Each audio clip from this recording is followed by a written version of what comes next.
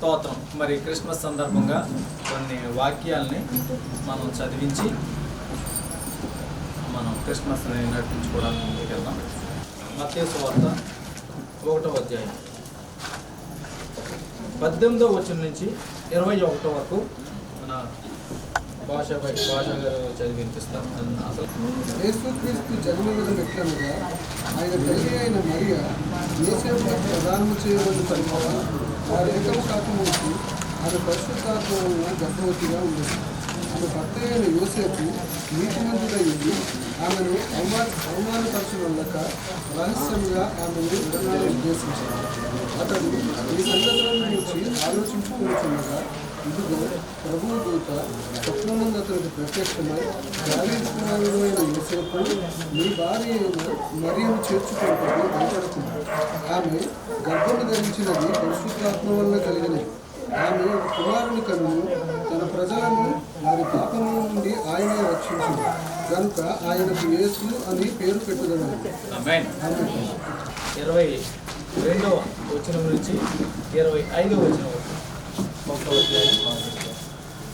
ఇదిగో కన్యకు గర్భవతియే కుమారుని కనను, ఆయనకు ఇమ్మానుయేలు పేరు పెట్టెదను అని ప్రభువు తన ప్రవక్త ద్వారా పలికిన మాట నెరవేరునట్లు ఇదంతయు జరిగెను. ఇమ్మానుయేలును పేరునకు భాషాంతరమును దేవుడు మనకు తోడని అర్థము. యోసేపు నిద్ర మేలుకొని ప్రభువు దూత తనకు ఆజ్ఞాపించిన ప్రకారము చేసి తన భార్యను చేర్చుకొని ఆమె కుమారుని కను వరకు ఆమెను తిరగకుండా అతను ఆ కుమారుని యేసు అను పేరు పెట్టాను. Thank you so much. చివరిగా మధుబాబు 2వ అధ్యాయం 1 నుంచి 5వ వచనం వరకు చదివితే. రాజైన హేరోదు దినములయందు యూద దేశపు బెత్లెహేములో యేసు పుట్టిన పిమ్మట ఇదిగో తూర్పు దేశపు జ్ఞానులు యెరూషలేముకు వచ్చి యూదుల రాజుగా పుట్టిన వాడెక్కడున్నాడు, తూర్పు దిక్కున మేము ఆయన నక్షత్రము చూసి ఆయనను పూజింపవచ్చితమని చెప్పింది. హేరోదు రాజు ఈ సంగతి విన్నప్పుడు అతడును అతనితో కూడా యెరూషలేము వారందరూ కలవరపడిరి. కాబట్టి రాజు ప్రధాన యాజకులను ప్రజల్లో నుండి శాస్త్రులను అందరినీ సమకూర్చి క్రీస్తు ఎక్కడ పుట్టినని వారిని అడిగాను. వాక్యాన్ని మనం ధ్యానించుకుని మనం ముందుకెళ్దాం. ఇక్కడ చూస్తే చిన్న మాట్లాడి ఇక్కడ ఇది 17వ వచనాన్ని చదవండి. ఆ తర్వాత నా టైటిల్ ఇచ్చుకొని నేను ముందుకెళ్తాను. 17వ వచనం. ఇట్లు అబ్రహాము మొదలుకొని దావీదు వరకు 14 తరములు. దావీదు మొదలుకొని బబులోనుకు కొనుక్కోబడిన కాలం వరకు 14 తరములు. బబులోనుకు కొనుక్కోబడిన మొదలుకొని క్రీస్తు వరకు 14 తరములు. ఏ సంఖ్య ఎక్కువ కనపడుతుంది ఇక్కడ? 14 కనపడుతుంది. దాన్ని బట్టి ఈ అధ్యాయాన్ని అంతా చదివితే నాకు 2 విషయాలు అర్థమయ్యాయి. దేవుడు అంత శక్తిమంతుడు అయి ఉండి మనిషికి చాయిస్ ఇచ్చాడు. నువ్వు చేయొచ్చు, మానేయచ్చు. చూడండి, మనకి ఎంతో ప్రేమతో మీరు చెప్పే ఇక్కడ ఎంతో గొప్పగా క్రిస్మస్ చేయాలనుకుని చేశారు. అయినా 2-3 కుదరలేదు. ఒకవేళ కుదురు రాలేదేమో అని నేను అనుకోను, కుదరకపోవచ్చు. కానీ మన చేతుల్లో పెట్టాడు, చేయొచ్చు, మానేయచ్చు. ఇక్కడ దేవుని యొక్క మహాశక్తి కనపడుతుంది. అంత శక్తి ఉన్నప్పుడు సహజంగా దేవుడు గొప్పతనం ఇక్కడ చెప్పి నేను హెడ్డింగ్ చెప్తాను. ఇప్పుడు చక్రవర్తి రాజుగారు ఆజ్ఞాపించిన వెంటనే జరగాల, ఆ తర్వాత ఎప్పుడైనా జరగచ్చా? వెంటనే జరగాలి. ఎందుకని ఆయన రాజు ఒక మనిషే చెప్పిన వెంటనే అరగంట లేట్ చెప్తే ఉపయోగపడిపోతాడు. ఒక టీచరు చెప్పిన తర్వాత ఇప్పుడు అరగంట 7 సార్లు ముందాక ఏది చెప్పారని కోపడతారు. నేను ఇప్పుడు చెప్పాను, ఒక కంపెనీ ఉందంటే ఒక CEO బాస్ పిలిచి చెప్తే సరే అని చెప్పేసి వెళ్ళిపోయి టీ తాగి కాసేపు కూర్చొని వచ్చి సార్ ఈ పని ఏదో చెప్పారు సరిగ్గా మర్చిపోయిన ఏంటన్నాం అనుకో, అప్పుడు చెప్తాడు. అంటే ఏంటి, ఎందుకంత మన మీద కోపం? తను ఎవరు? ఆ కంపెనీకి అధికారి అంటే. ఇప్పుడు మన ఏసఐ దేనికి అధికారి? అంటే వాట్ నాట్. దేనికి అధికారి? లోకానికే కాదు, సర్వ సృష్టికి. ఎందుకంటే ఒక నక్షత్రంతో పోల్చుకుంటే భూమి ఎంత, అలాంటి ఎంత అంటే మన జ్ఞానానికి అందదు. అయినా అంత సర్వశక్తిమంతుడు మనిషికి చాయిస్ ఇచ్చాడు.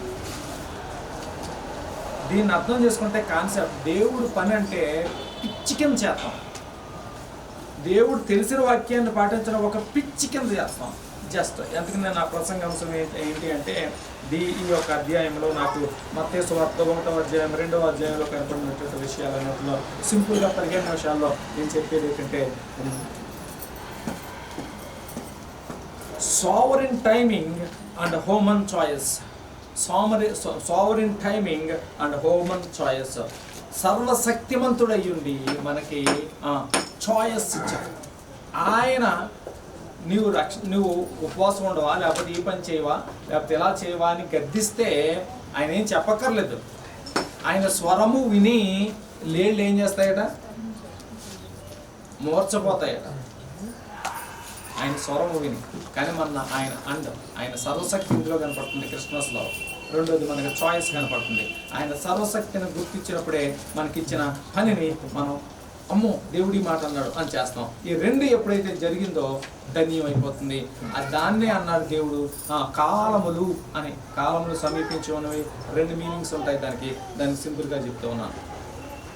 దీన్ని ఇక్కడ మనం చూస్తే ఏం జరిగింది అన్న విషయాన్ని చూస్తే గలతీ, నేను నోటితో చెప్పుకుంటేనే వెళ్ళిపోతానే, మన టైం ఇదంతా. గలతీ 4:4లో చూస్తే కాలము అనే మాట కనపడు. కాలము సమీపించినప్పుడు భూమి మీదకి యేసయ్య వచ్చాడు, తన కుమారుని పంపించాడు. కాలము సమీపించడము అంటే Roman facts, Roman law and Roman roads, ఈ 3 ఆ రోజుల్లో యూనివర్సల్గా స్టార్ట్ అయినాయి.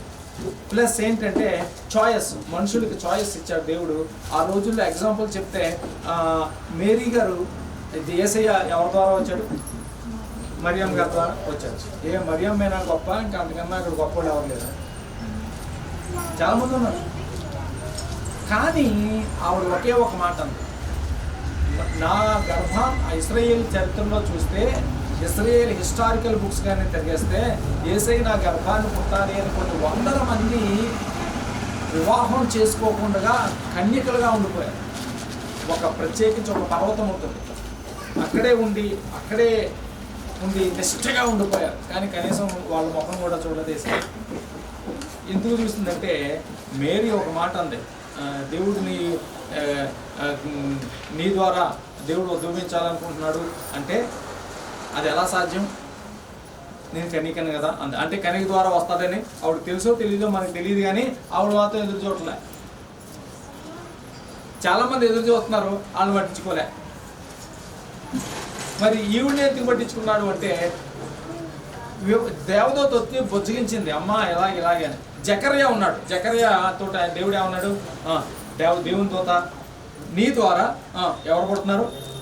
యోహాను పుడుతున్నాడు అనగానే మేము పెద్దోళ్ళు ముసలోళ్ళు అయిపోయాం, కూర్చుంటే నుంచోలేము, రేపు మాకు దినం భోజనాలు పెట్టేస్తారు, మా ద్వారా ఎలా జరుగుతుంది అని అడిగాడు.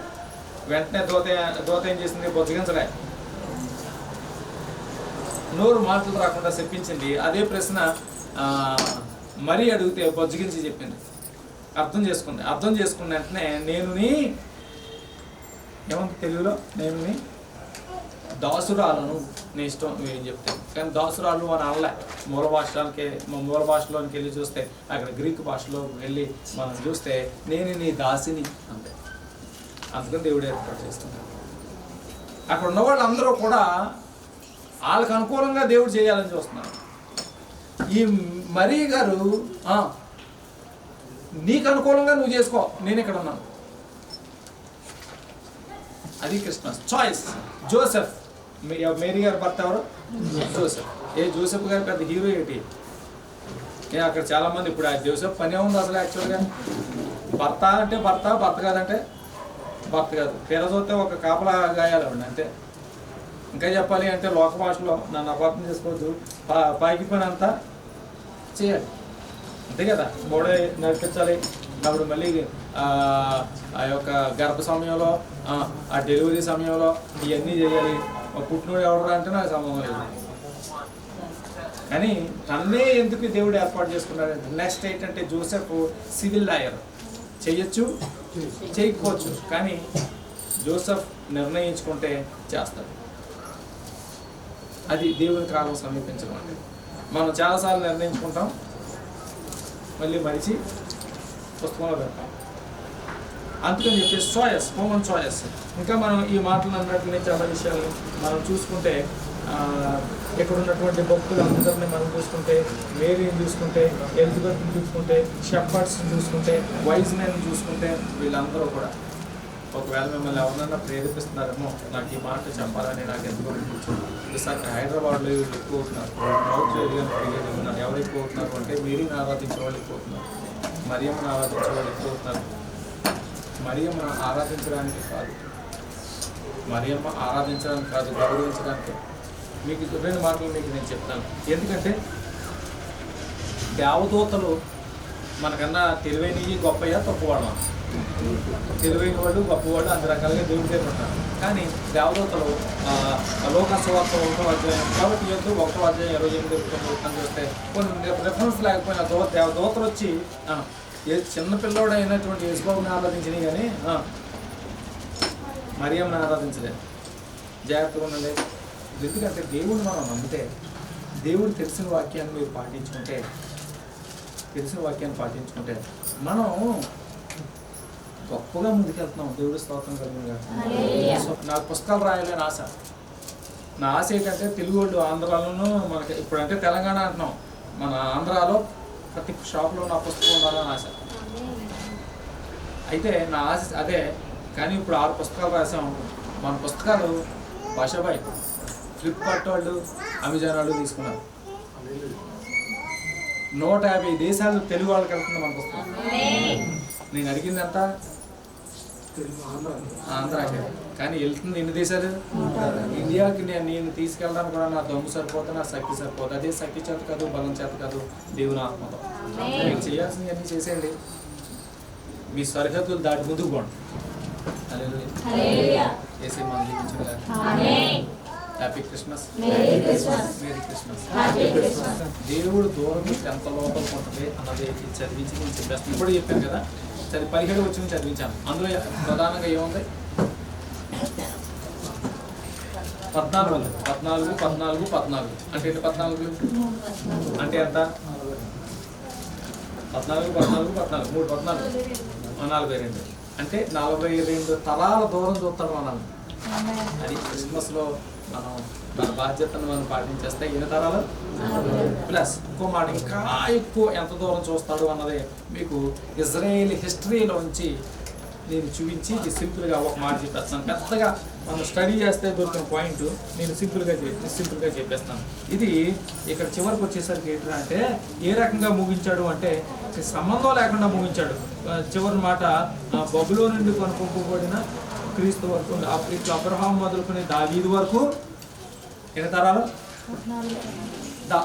అబ్రహాము మొదలుకొని దావీదు వరకు. అసలు అబ్రహాం ఎక్కడ ఇప్పుడు, దావీదు ఇప్పుడు 14 ఎందుకన్నాడు? ఆ 14తో కిందకు వచ్చేసరికి క్రీస్తు దాకా ముగించాడు. అంటే దాని అర్థం ఏంటంటే వాళ్ళ కల్చర్లో వాళ్ళు అర్థం చేసుకునే దాంట్లో, ఇప్పుడు ఎగ్జాంపుల్ ఎట్లాగంటే చెప్తున్నాను. ముందుంది ముసళ్ళ పండుగ అంటే మనకి అందరికీ అర్థం తెలుసా తెలియదా? తెలుసు. ఇప్పుడు ఇంగ్లీష్లో చెప్తే అర్థం అవుతా, ఇంకో భాషలో చెప్తే సరిగా ఫుల్ మీనింగ్ వస్తుందా? ఫుల్ మీనింగ్ రాదు. అలాగ అక్కడ ఫుల్ మీనింగ్ తెలుగులో రాయలేదు. ఎలాగూ అంటే దావీదు నుండి యేసయ్య వరకు దేవుడు చూశాడు అని దాని అర్థం. ఎట్లాగూ అంటే మీకు చెప్పడానికి వాళ్ళ కల్చర్లో ఉన్న మీనింగ్ చెప్తాను. గ్రీక్ లాంగ్వేజ్లో, హీబ్రూ లాంగ్వేజ్లో